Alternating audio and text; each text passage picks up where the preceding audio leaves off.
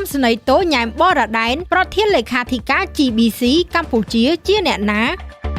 ប្រជាជនកម្ពុជាទំនងជាបានស្គាល់ហើយឯកឧត្តមឧត្តមសេនីយ៍តូញ៉ែមបរដែនប្រធានក្រុមលេខាធិការ GBC កម្ពុជាបន្ទាប់ពីលោកបានដឹកនាំគណៈប្រតិភូក្រុមលេខាធិការនៃគណៈកម្មាធិការព្រំដែនទូទៅ GBC កម្ពុជាទៅជួបចរចាជាមួយក្រុមលេខាធិការ GBC ថៃថ្មីនេះដើម្បីជំរុញឲ្យមានការបញ្ចប់អរិយភាពនិងស្វែងរកដំណោះស្រាយក្នុងចំនួនព្រំដែនកម្ពុជានិងថៃតែយ៉ាងណាប្រហែលជាមានមនុស្សតិចណាស់ដែលដឹងពីប្រវត្តិការងារនិងការសិក្សារបស់បុគ្គលដ៏ឆ្នើមរូបនេះតើឧត្តមសេនីយ៍តូញ៉ែមបរដែនប្រធានលេខាធិការ GBC កម្ពុជាជាអ្នកណាឯកឧត្តមញ៉ែមបរដែនជាមន្ត្រីជាន់ខ្ពស់មួយរូបនៅក្នុងជួរកងយុទ្ធពលខេមរៈភូមិន្ទនិងជាបញ្ញវន្តយោធាដ៏លេចធ្លោមួយរូបនៅកម្ពុជាក្រៅតំណែងជាប្រធានលេខាធិការនៃគណៈកម្មាធិការព្រំដែនទូទៅបច្ចុប្បន្នបុគ្គលដែលមានឋានន្តរស័ក្តិឧត្តមសេនីយ៍តូផ្កាយ2រូបនេះជានាយករងមន្ទីរអប់រំចិត្តសាស្ត្រនៃក្រសួងការពារជាតិ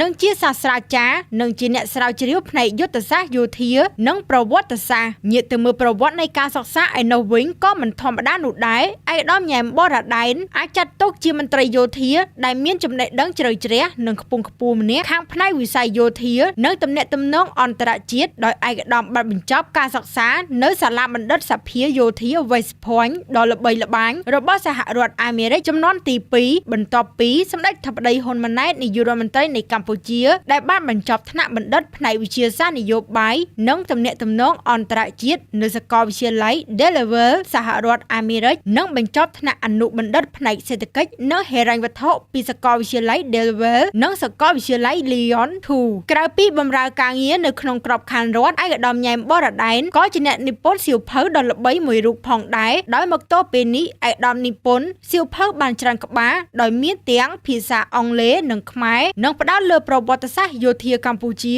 និងបញ្ហាសន្តិសុខតំបន់សៀវភៅក្រមស្នាដៃនិពន្ធរបស់ឯកឧត្តមតែងតែទទួលបានការគាំទ្រយ៉ាងខ្លាំងពីមហាជនជាពិសេសសៀវភៅកំណត់ហេតុសង្គ្រាមរឿងរ៉ាវសន្តិភាពដែលនិយាយពីរឿងរ៉ាវសង្គ្រាមនិងការស្វែងរកសន្តិភាពនៅកម្ពុជាសរុបជារួមឯកឧត្តមសេនីយ៍តូញ៉ែមបរដែនអាចចាត់ទុកជាធនធានមនុស្សដ៏សំខាន់មួយរូបក្នុងការពន្យល់និងផ្សព្វផ្សាយអំពីគោលនយោបាយការពារជាតិរបស់កម្ពុជាទៅកាន់ឆាកអន្តរជាតិតាមរយៈការចូលរួមក្នុងវេទិកាដំកើងសន្តិសុខនិងកិច្ចពិភាក្សានានា